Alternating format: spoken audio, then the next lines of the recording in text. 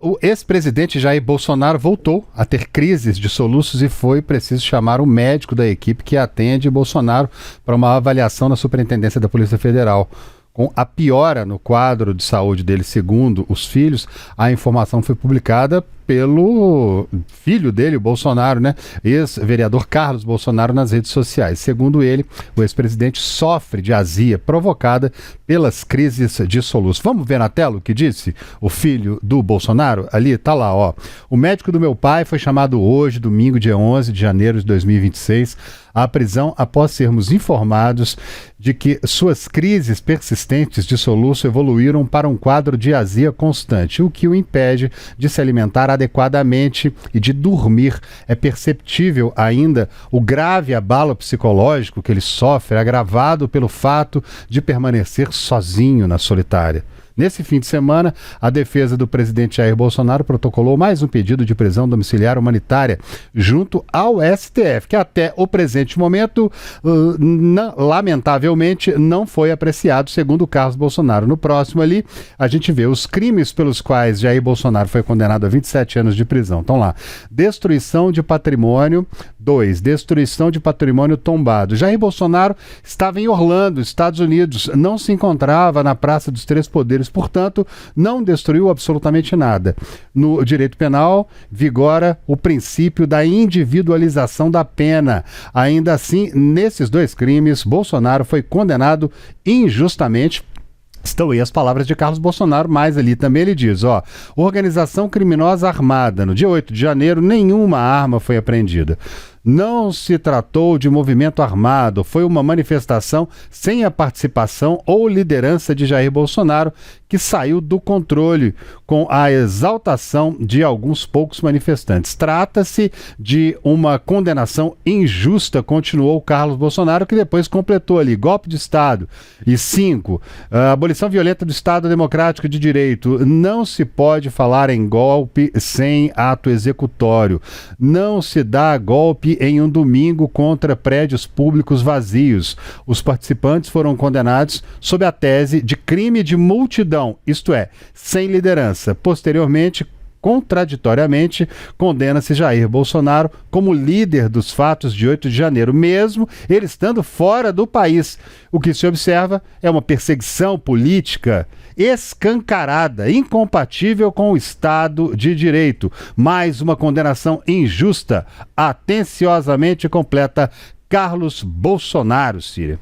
Pois é, o ex-presidente Jair Bolsonaro, ele cumpre pena de 27 anos e 3 meses de prisão na sala de Estado-Maior da Superintendência da Polícia Federal em Brasília. Ele foi condenado por tentativa de golpe de Estado após ser derrotado nas eleições presidenciais de 22.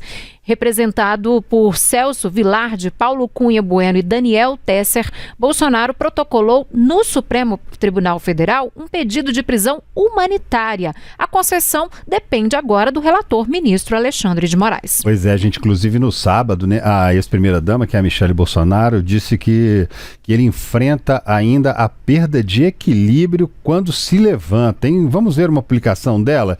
Também é uma rede social, ela demonstrou preocupação com a nova queda. Bolsonaro caiu no último dia 6 e sofreu um traumatismo craniano. Hoje soube, disse ela, por meio do advogado, que Jair está com perda de equilíbrio ao se levantar em decorrência dos medicamentos. Mesmo assim, o quarto segue trancado. Quando a segurança era feita apenas pela Polícia Federal, a porta permanecia aberta. Agora, com a Polícia Penal Federal, isso não é mais possível. O medo é real. Ele pode cair novamente e ninguém ouvir. Até quando essa maldade vai durar? Que Deus abençoe e proteja o meu amor, disse Michele Bolsonaro, ex-primeira-dama. Pois é, o cardiologista Brasil Caiado, que compõe a equipe médica de Bolsonaro, afirmou recentemente que a causa da queda dele ainda preocupa. O ex-presidente não sofreu convulsões e a principal hipótese é de que a interação medicamentosa, pode ter ocasionado ali essa queda. Luciene Landim, mais alguma notícia sobre a saúde do ex-presidente Jair Bolsonaro? Você tem alguma atualização pra gente? Sobre a saúde do ex-presidente, a gente não teve qualquer informação ou uma manifestação nova dos filhos dando alguma informação nova. Amanhã é dia de visita na Superintendência da Polícia Federal. Há a expectativa de que Michele Bolsonaro e alguns dos filhos de Jair Bolsonaro, que eles compareçam ali ao local onde Jair Bolsonaro cumpre essa pena há mais de 27 anos de prisão. E depois disso a gente deve ter alguma atualização manifestada pela família. Uma novidade que a gente tem no caso de Jair Bolsonaro no Supremo Tribunal Federal é que agora há pouco a defesa do ex-presidente protocolou um documento de 70 páginas que é, na verdade, um recurso contra a condenação. Eu vou voltar um pouco àquela fase ali da condenação para a gente explicar exatamente o que a defesa quer. Jair Bolsonaro foi condenado no dia 11 de setembro do ano passado, de 2025. Depois de algum tempo, o Supremo Tribunal Federal abriu o prazo ali para os recursos e podem ser admitidos dois tipos de recurso. Nós falamos muito sobre isso aqui no Tempo News. Os embargos de declaração, que são recursos que buscam ali entender algum ponto no julgamento, algum tipo de questionamento que a defesa quer fazer. E depois os embargos infringentes, que esses sim buscam fazer alguma revisão da condenação. Mas há uma tese no Supremo Tribunal Federal de que esses embargos infringentes, eles são cabíveis quando um julgamento tem pelo menos 2 votos divergentes. E esse não foi o caso. Quando foi condenado ali no dia 11 de setembro, na primeira turma do STF, Jair Bolsonaro recebeu o voto divergente apenas do ministro Luiz Fux. Esse foi o único ali na primeira turma que votou pela absolvição do ex-presidente aos crimes que foram imputados pela Procuradoria-Geral da República. Pois sem essa divergência de 2 votos,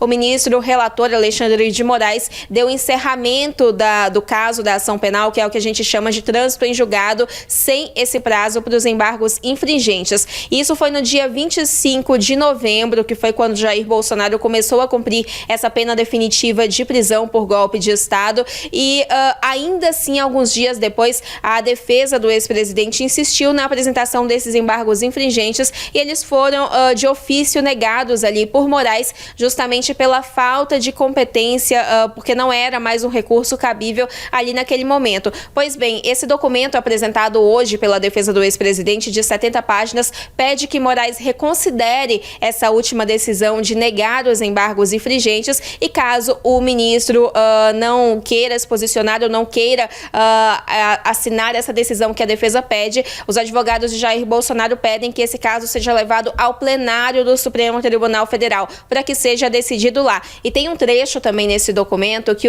o pedido da defesa para Moraes pede que o ministro considere essa decisão em juízo de retratação. E assim, a intenção é anular essa condenação de Jair Bolsonaro aos 5 crimes que foram atribuídos ao ex-presidente, que o fazem cumprir, então, essa pena de mais de 27 anos de prisão na Superintendência da Polícia Federal aqui em Brasília. Gente, pois é, outra informação importante, né, de hoje é que o ministro do Supremo Tribunal Federal, Alexandre de Moraes, ele autorizou o hacker Walter Delgatti Neto a progredir do regime fechado para o regime semiaberto no cumprimento da pena dele. Delgatti, gente, cumpre pena de 8 anos e 3 meses de prisão pela invasão em 2023 dos sistemas do Conselho Nacional de Justiça, a mando da ex-deputada Carla Zambelli, que está presa na Itália também, né, Síria? Pois é, André.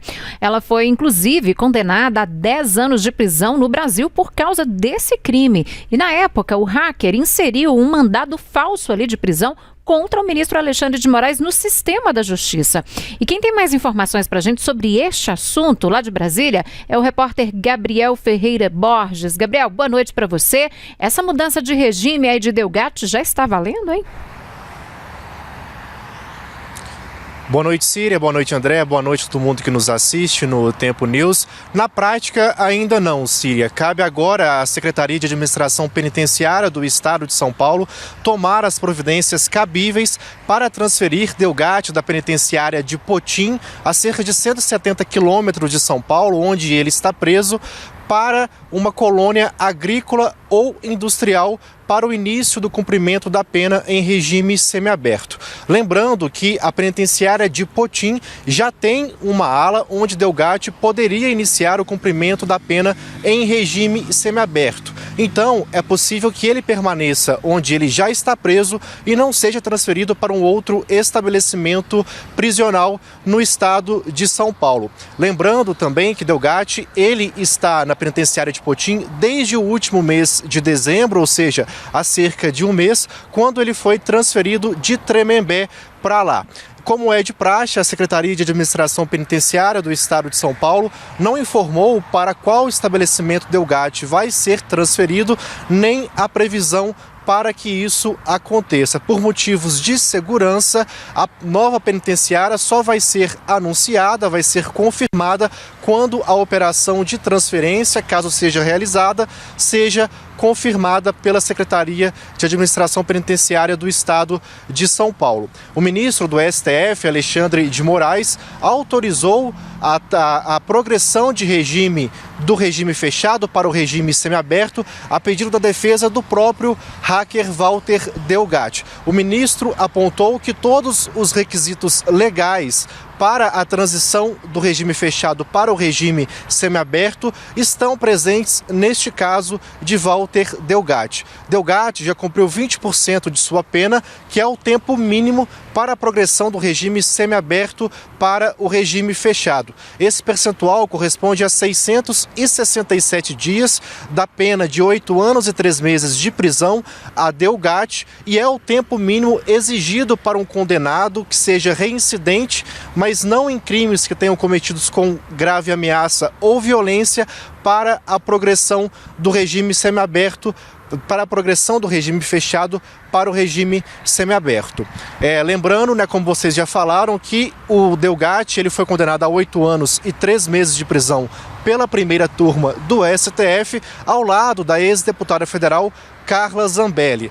Tanto Delgatti quanto Zambelli foram condenados por invasão de dispositivo informático e falsidade ideológica após invadir o sistema do CNJ, o Conselho Nacional de Justiça, e inserir um mandado de prisão contra o próprio ministro Alexandre de Moraes, assinado por ele mesmo. André. Obrigado pelas informações. Uma boa noite para você.